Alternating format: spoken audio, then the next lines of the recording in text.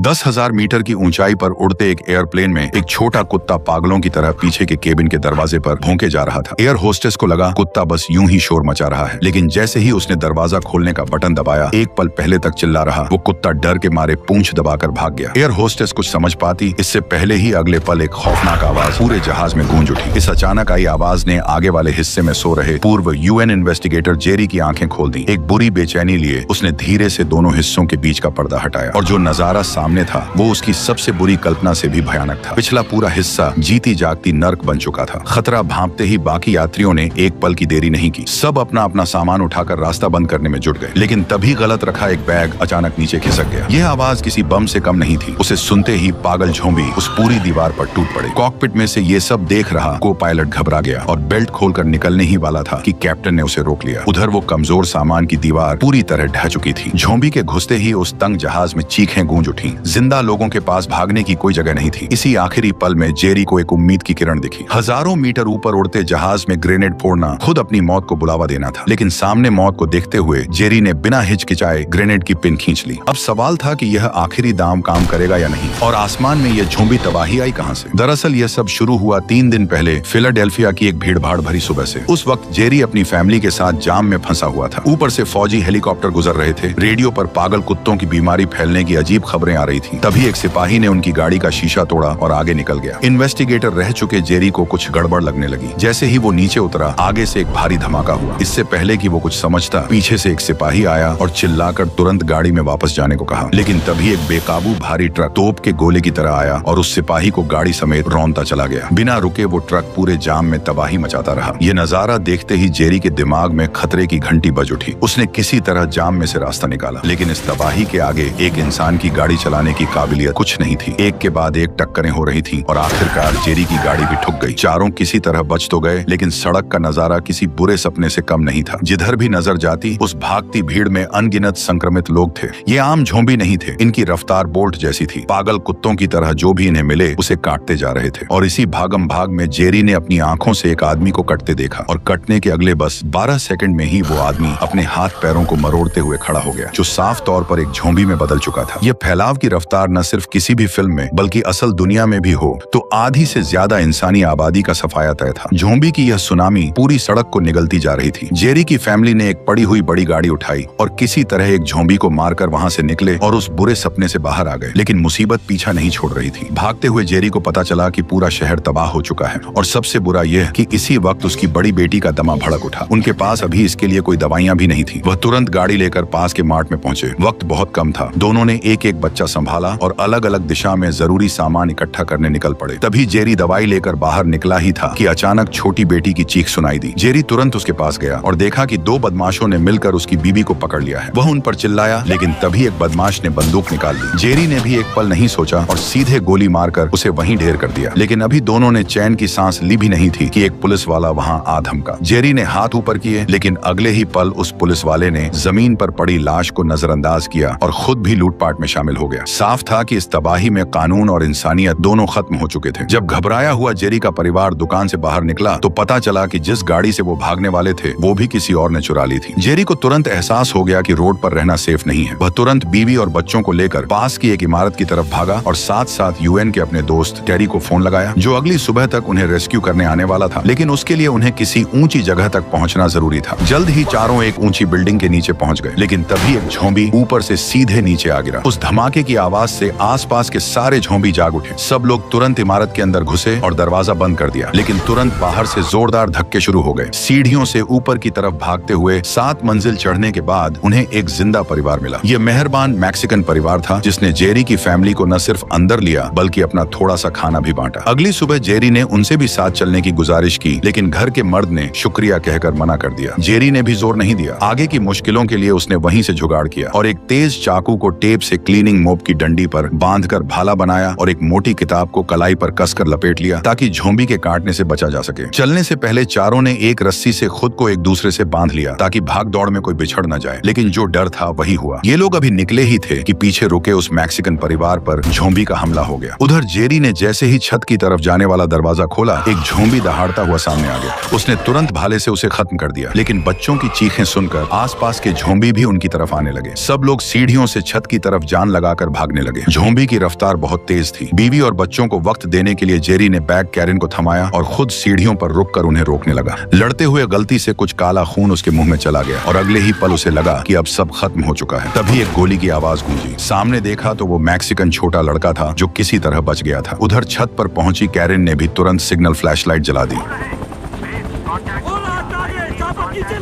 लेकिन जैसे ही जेरी उस लड़के के साथ छत पर पहुंचा, वो पागलों की तरह सीधे 100 मीटर ऊंची छत के किनारे पर जा खड़ा हुआ और 12 सेकंड की गिनती शुरू कर दी। अगर वो बदल गया तो बिना एक पल सोचे नीचे कूद जाएगा। वह अपनी बीवी और बच्चों को नुकसान पहुंचाने का एक मौका भी खुद को नहीं देना चाहता था। लंबे 12 सेकंड बीते। किस्मत से जेरी को कोई इन्फेक्शन नहीं हुआ था।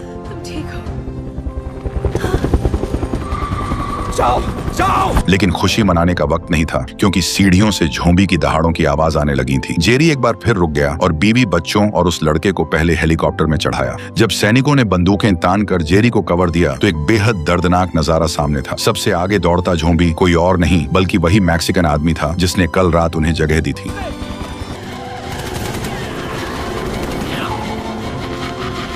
आखिरी कुछ ज़ॉम्बी छत से नीचे गिर गए और किसी तरह यह परिवार एक बार फिर बच निकला। 2 घंटे बाद हेलीकॉप्टर अटलांटिक महासागर में खड़े आर्गस नाम के बैटलशिप पर उतरा, जहां टेरी डेक पर पहले से उनका इंतजार कर रहा था। लेकिन इस तबाह दुनिया में यहाँ कोई मुफ्त की सवारी नहीं थी। उस बाजार जैसे अफरा तफरी भरे अस्थायी कमांड सेंटर में टेरी ने जेरी को एक के बाद एक भयानक सच्चाइयां बताई। राष्ट्रपति मर चुका था, जमीन पूरी तरह तबाह हो चुकी थी और इस जहाज पर भी जरूरी सामान खत्म होने की कगार पर था। सीधे शब्दों में कहें तो यह जहाज एक डूबती हुई तैरती कब्र था। तभी फौज का सबसे बड़ा अफसर कर्नल सामने आया और बिना किसी बकवास के सीधे मेन बात पर आ गया। फौज ने एक खुफिया सूचना के आधार पर वायरस की जड़ दक्षिण कोरिया में तैनात अमेरिकी सैनिक अड्डे तक पहुंचाई थी, लेकिन मुश्किल यह थी कि वो सूचना भेजने के बाद वहां से कोई जवाब नहीं आया था। ये जानकारी एक बेहद काबिल वायरस स्पेशलिस्ट डॉक्टर के पास थी और कर्नल का मकसद एकदम साफ था। वो चाहते थे कि यूएन का सबसे बेहतरीन जांचकर्ता जेरी एक बार फिर मैदान में उतरे और उस डॉक्टर को कोरिया ले जाकर शुरुआती मरीज को ढूंढे। जेरी कुछ बोल पाता इससे पहले ही कर्नल ने अमेरिकी अंदाज में आखिरी बात कह दी। बात इतनी साफ थी कि चारों समझ गए, या तो जेरी यह काम करे वरना आज रात उसकी पूरी फैमिली को ज़ॉम्बी से भरे उस तबाह शहर में वापस फेंक दिया जाएगा। अपने परिवार को बचाने के लिए जेरी को मजबूरन ये मौत से खेलने वाला सफर कबूल करना पड़ा और पहला पड़ाव दक्षिण कोरिया का हम्फ्रीज सैनिक अड्डा था,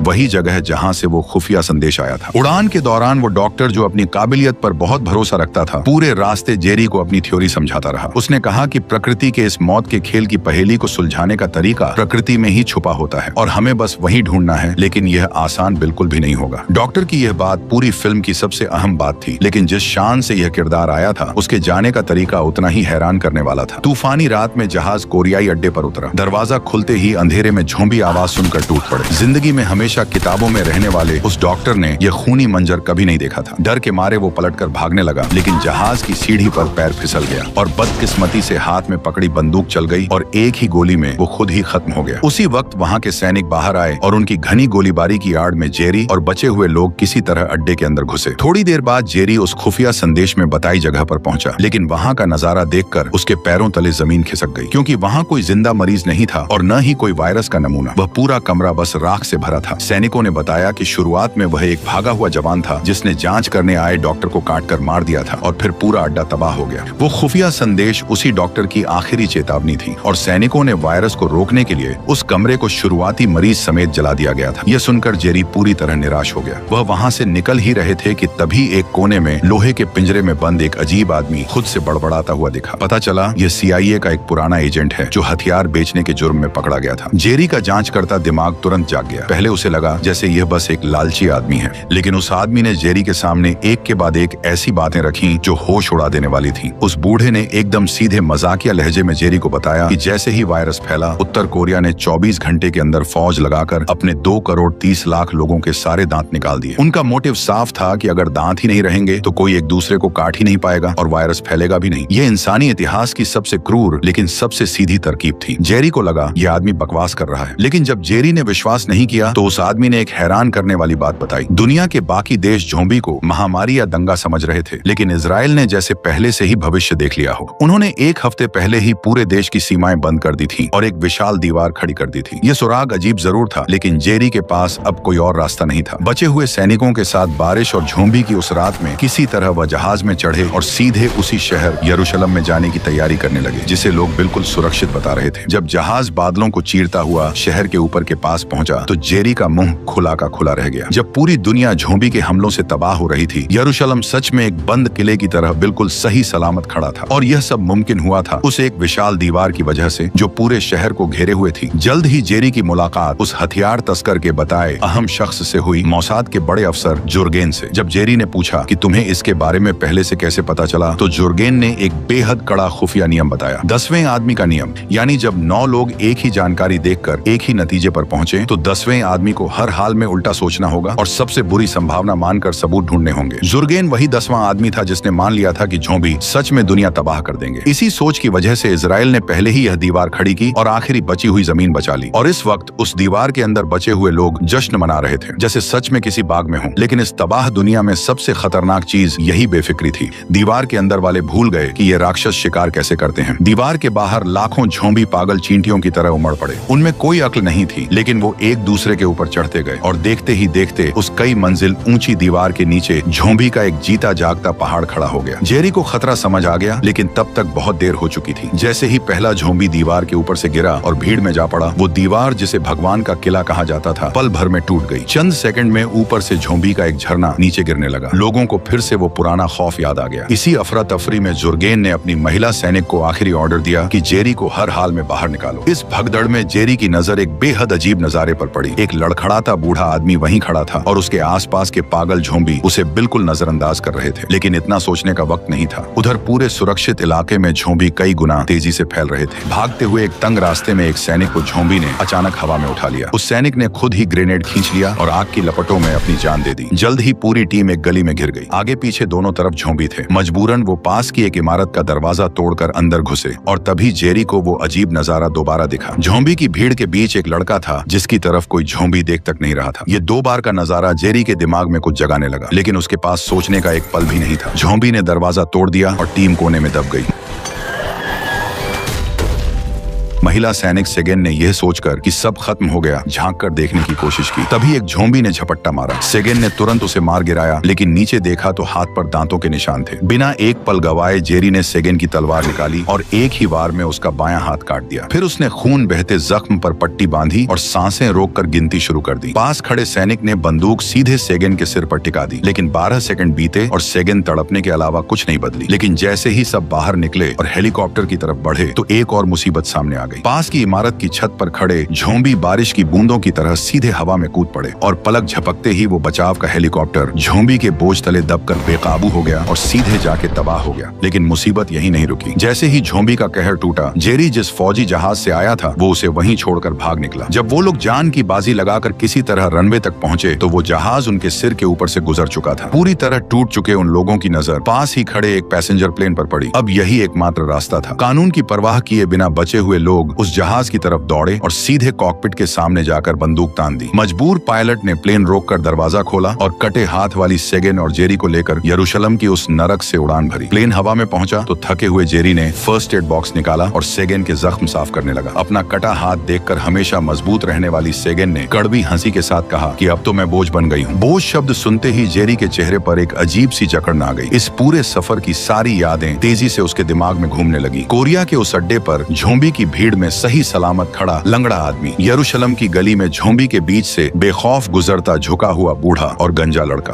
और इस सफर में सुनी वो बातें जो अब तक कानों में गूंज रही थीं। उस पल जेरी को सब समझ आ गया। उस पागल लेकिन शायद पूरी इंसानियत को बचाने वाले अंदाजे को परखने के लिए उसने तुरंत कॉकपिट का दरवाजा खटखटाया। जेरी का प्लान सुनकर पायलट ने बिना एक पल सोचे रास्ता बदल दिया और वेल्स के कार्डिफ हवाई अड्डे की तरफ पूरी रफ्तार से बढ़ गया। किसी को नहीं पता था कि वहाँ का WHO का केंद्र अभी भी चालू है या नहीं, लेकिन यह दांव लगाना जरूरी था। 6.5 घंटे बाद जहाज वेल्स की हवा में पहुंचा, लेकिन तभी नीचे केबिन में एक छोटा कुत्ता अपनी मालकिन की टांग छोड़कर नीचे के दरवाजे पर जोर जोर से भौंकने लगा। और इसी कुत्ते की असामान्य हरकत ने वो सब शुरू कर दिया जो इस कहानी की शुरुआत में हुआ था। और एक जोरदार धमाके के साथ उस तूफानी हवा ने जहाज को चीर दिया और जो झोंबी अभी तक पंजे फैलाए थे वो उस जबरदस्त खिंचाव में खिड़की से बाहर चले गए। लेकिन इस आखिरी दाम की कीमत भी चुकानी पड़ी। जहाज पूरी तरह बेकाबू हो गया और आखिरकार वेल्स के जंगल में जा गिरा।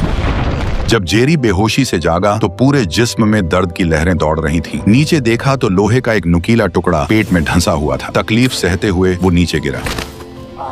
किस्मत से कटे हाथ वाली सेगेन भी बच गई थी। दोनों एक दूसरे का सहारा लेकर उस जंगल में पायलट की बताई दिशा में बढ़ने लगे। काफी देर बाद वो WHO केंद्र के दरवाजे पर पहुंचे। इतने लंबे सफर के बाद जेरी वहीं ढेर हो गया। जब आंखें खुली तो पूरे 3 दिन बीत चुके थे। पेट का जख्म सिल दिया गया था, लेकिन वो बिस्तर से बंधा हुआ था। सामने 2 अजनबी उसका सैटेलाइट फोन लिए उससे पूछताछ कर रहे थे। जेरी ने बिना देर किए UN के ऑफिसर टेरी का नंबर मिलाने को कहा, लेकिन फोन पर जो खबर मिली उसने जेरी का खून खौला दिया। उसके बहुत दिनों तक गायब रहने की वजह से कर्नल ने मान लिया था कि वो मर गया और जो काम नहीं आ सकता उसकी फैमिली को जहाज पर रखने की कोई जरूरत नहीं समझी जाती। बीवी और बच्चों को बेरहमी से जहाज से उतार दिया गया और कनाडा के बर्फीले रिफ्यूजी कैंप में भेज दिया गया। यही अमेरिकी तरीका था, लेकिन उनसे मिलने के लिए पहले जिंदा रहना था। गुस्सा पीकर जेरी ने यह बात निगल ली। थोड़ी बातचीत के बाद उसे इमारत के अंदर मुख्य लेबोरेटरी में ले जाया गया। वहाँ बचे हुए सभी वैज्ञानिकों के सामने जेरी ने अपना वो पागलपन भरा, लेकिन शायद दुनिया को बचाने वाला अंदाजा रखा। उसका मानना था कि यह वायरस दरअसल एक बेहद चुनिंदा शिकारी है। ये सिर्फ तंदुरुस्त इंसानों को निशाना बनाता है। जो पहले से किसी गंभीर बीमारी में हो या जिसके जिस्म में कोई कमी हो, उसे यह बिल्कुल नजरअंदाज कर देता है। और यही वो छुपा हुआ जवाब है जो कुदरत ने इंसानों के लिए छोड़ा है। ये सुनकर पूरे कमरे के वैज्ञानिक एक दूसरे का मुंह देखने लगे। इस जहर से जहर को काटने का तरीका थ्योरी में बिल्कुल सही लग रहा था, लेकिन सबसे बड़ी मुश्किल यह थी कि उनके पास इस वक्त काम का एक भी वायरस का नमूना नहीं था। सारे खतरनाक नमूने पहले से तबाह हो चुके बी हिस्से में रखे थे, जहाँ 80 से ज्यादा झोंबी कब्जा जमाए बैठे थे। इसका मतलब था कि उस अनजान अंदाजे को परखने के लिए किसी को उस मौत की जगह में घुसकर जान जोखिम में डालकर नमूने लाने होंगे। और एक बार फिर यह काम जेरी ने अपने सिर ले लिया। उसके साथ कटे हाथ वाली सेगेन और एक डॉक्टर भी गए। तीनों ने किताबों और टेप से अपनी कलाइयां लपेटी और हाथों में लोहे की रोड और कुल्हाड़ी लेकर उस मौत के कुएं में उतर गए। तीनों भूतों की तरह झोंबी की आंखों के सामने से गुजरते रहे, लेकिन नमूनों के कमरे के आखिरी मोड़ पर डॉक्टर की लोहे की रोड गलती से टकरा गई। उस कान फाड़ू आवाज ने आसपास के झोंबी जगा दिए और पल भर में वो उन तीनों की तरफ दौड़ पड़े। इस आखिरी पल में जेरी ने खुद पीछे रुकने का फैसला किया। वो सीढ़ियों की रेलिंग पर जोर जोर से रोड मारने लगा ताकि सारे ज़ॉम्बीज़ उसकी तरफ खींच आएं और सेगेन और डॉक्टर को रास्ता मिल जाए। जेरी ने किसी तरह अपनी फुर्ती से खुद को बचाए रखा, लेकिन उधर सेगेन और डॉक्टर के पीछे भी झोंबी पड़ गए थे। उसी वक्त जेरी नमूनों के कमरे में घुस गया। तमाम बोतलें और शीशियां देखकर उसने जो भी हाथ लगा सब बक्से में भर लिया, लेकिन जाने लगा तो सामने शीशे के दरवाजे के बाहर एक झोंबी खड़ा था और यही एकमात्र रास्ता था। अब सामने झोंबी और हाथ में अनजान नमूने थे। जेरी को एक ही रास्ता दिखा और उसने उन अनजान नमूनों में से कोई एक का इंजेक्शन खुद को ही लगाने का फैसला किया। इंजेक्शन लगाने से पहले जेरी ने एक आखिरी मैसेज अपनी फैमिली के लिए लिख दिया, फिर बिना हिचकिचाए एक पूरी अनजान दवाई सीधे अपनी बाह में उतार दी। 1 घंटे के बाद जेरी नमूनों का बक्सा उठाकर शीशे के दरवाजे के सामने आया और दरवाजा खोल दिया। झोंबी सीधे उसके चेहरे तक आया। उसने जेरी को सूंघा और अपने दांत किटकिटाने लगा और 2.5 सेकंड बाद झोंबी ने मुंह फेर लिया। यह दांव भी जेरी जीत गया था, लेकिन यह साबित भी करना था। जेरी ने पास की वेंडिंग मशीन के सामने रुककर एकदम इत्मीनान से एक ठंडी कोल्ड ड्रिंक निकाली और रिलैक्स होकर पीने लगा। फिर मशीन का दरवाजा खोलकर सारी कोल्ड ड्रिंक्स फर्श पर गिरा दी।